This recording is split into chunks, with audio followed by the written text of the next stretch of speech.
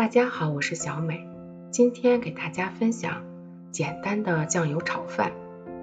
将隔夜的剩米饭盛到较大一点的碗中，用手将剩米饭中冻结的块全部抓散，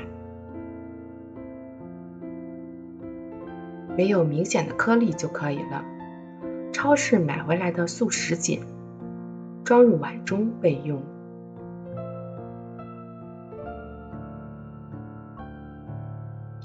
大碗中打入3个鸡蛋，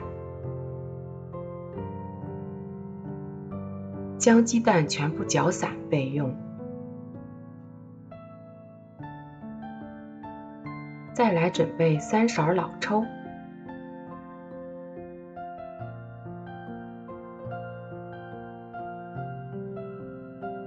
，2勺生抽，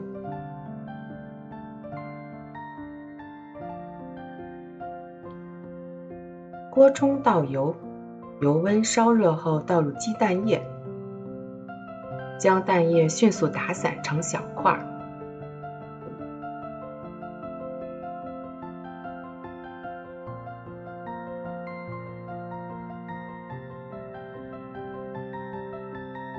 盛在碗中备用。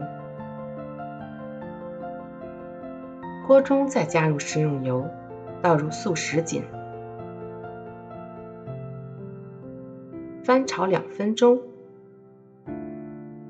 再加入我们的剩米饭，翻炒均匀。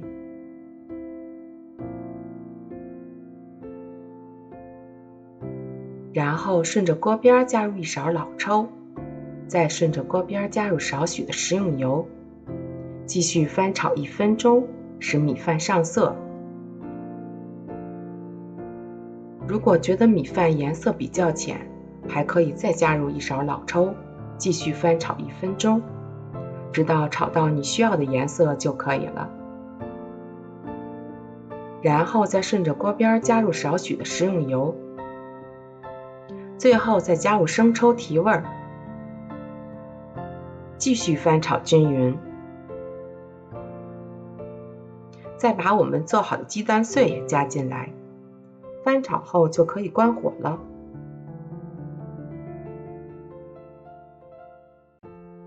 如果为了漂亮，可以将米饭盛在小碗中，